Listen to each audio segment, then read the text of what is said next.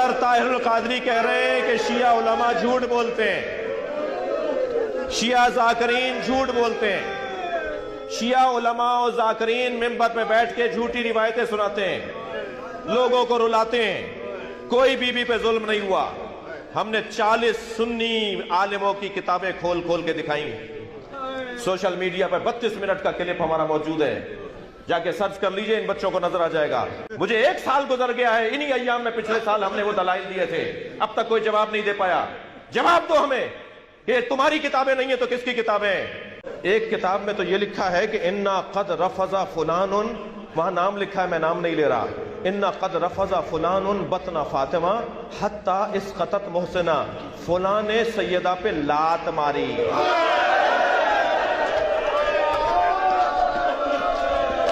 حَتَّى اِسْقَطَتْ مُحْسِنَا، جس کی وجہ سے محسن شہید ہو گیا۔ اہل تشیع کے ممبروں سے عموماً بڑے ذمہ دار علماء کی جانب سے بھی سیدنا عمر فاروق رضی اللہ عنہ کو نعوذ باللہ سیدہ فاطمہ سلام اللہ علیہا کے قاتل کے طور پر پیش کیا جاتا ہے۔ نعوذ باللہ من ذالک۔ علی بھائی، اس حوالے سے آپ کا موقف کیا ہے؟ مصائب جتنے بیان کرتے ہیں پہلے ان کی آپ سند ثابت کریں۔ اگر آپ اس کو ڈیپ ڈگ کریں گے، دنیا کی جتنی کتابوں میں سیدنا عمر پہ یہ الزام لگایا گیا کہ وہ نعوذ باللہ حضرت فاطمہ کے قاتل ہیں، اس کی اصل ایک ہی سند ہے، ایک ہی کتاب ہے جس سے ساروں نے لی ہوئی ہے، اور وہ کتاب ہے سلیم بن قیس ہلالی کی۔ اردو میں ہم سلیم بولتے ہیں، یہ لفظ سلیم ہے عربی میں۔ یہ کہتے ہیں حضرت علی کے اصحاب میں سے تھا، تابعی تھا، ان کے ساتھیوں میں سے تھا۔ جب حجاج ابن یوسف نے شیعان علی کے اوپر ظلم کیے تو یہ چھپ کے ابان بن ابی عیاش کے گھر میں اس نے پناہ لی، پوری زندگی اس کے ساتھ رہا۔ مرتے مرتے یہ کتاب اس کے حوالے کی اور کہا کہ میں تو جا رہا ہوں، تو یہ کتاب امانت ہے تیرے پاس، امت تک پہنچانی ہے۔ اس کے بعد ابان بن ابی عیاش اس کتاب سے روایتیں بیان کرتا تھا۔ اب یہ نہیں پتا کہ یہ روایت اس کتاب میں لکھی بھی ہوئی تھی کہ نہیں ہے، وہ خود سے بیان کرتا تھا، کیونکہ ابان بن ابی عیاش خود کذاب ہے۔ کذاب بندہ اگر روایت بیان کر رہا ہو تو اس کی اتھینٹسٹی خود ہی ختم ہو جاتی ہے۔ ابان بن ابی عیاش وہ ہے جس کو صحیح مسلم کے مقدمے میں امام مسلم نے لکھا ہے کہ یہ کذاب، جھوٹا راوی ہے۔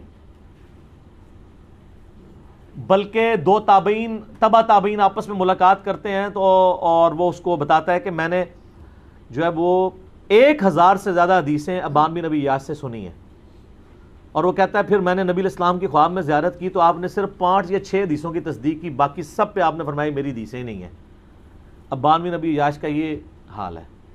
یہ 140 ہجری میں یا 146 ہجری میں فوت ہوا ہے۔ کذاب۔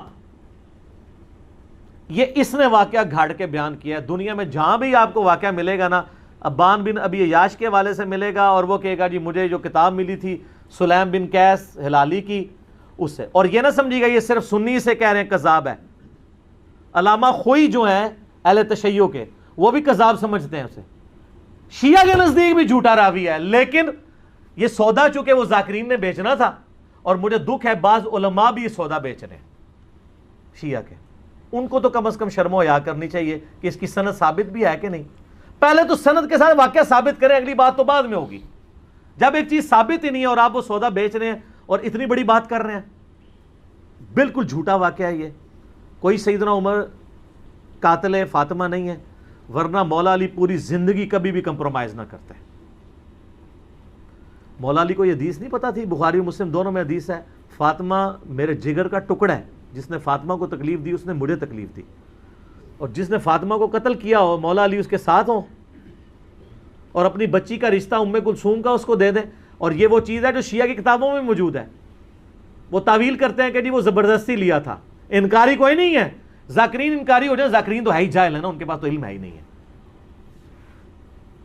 حضرت عمر چاہتے تھے میری اہل بیت کے ساتھ نسبت کام آئے مجھے قیامت الدین، تو حضرت علی سے ان کی بچی کا رشتہ مانگا۔ تو اس طرح ہوتا۔ پھر حضرت علی رضی اللہ تعالیٰ عنہ چیف جسٹس کا عہدہ قبول کرتے حضرت عمر کے دور کے اندر، کہ تو میرے بیوی کا قاتل ہے تو ہاں میں تیرا عہدہ قبول کرتا ہوں۔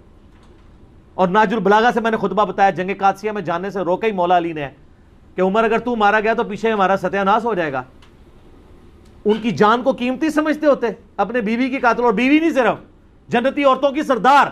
بخاری مسلم میں حدیث ہے میری بیٹی فاطمہ جنتی عورتوں کی سردار ہے, اور ترمذی میں آگے الفاظ ہیں حسن و حسین جنتی نوجوانوں کے سردار ہیں. تو ہم تو مولا علی کے ساتھ کھڑے ہیں بھی علیہ السلام.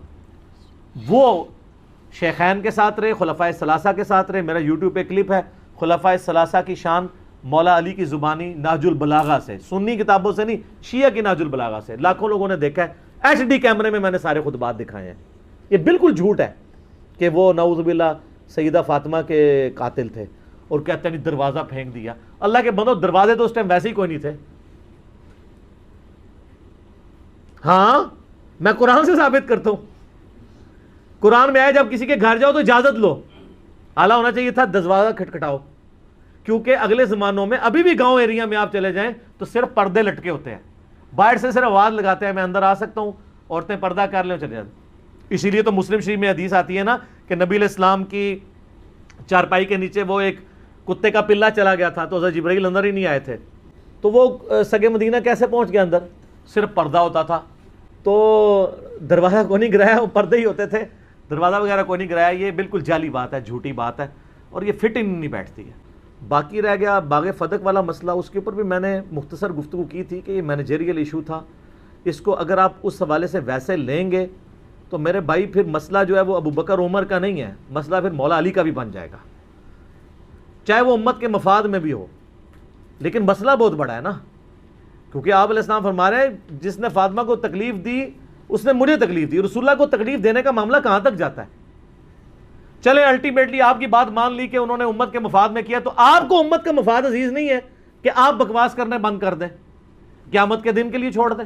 جب مولا علی خاموش ہو گئے اس مسئلے میں تو آپ کیوں اپنی زبانوں سے اس طرح کی باتیں کرتے ہیں؟ تو بات کہاں سے کہاں چلی. مولا علی ابو بکر کے ساتھ بھی رہے, عمر کے ساتھ بھی رہے, عثمان کے ساتھ بھی رہے, رضی اللہ عنہم اجمعین وعلیہم السلام اجمعین. لہٰذا اگر یہ سیدنا عمر قاتل فاطمہ ہوتے نعوذ باللہ من ذالک تو ایسا معاملہ نہ ہوتا.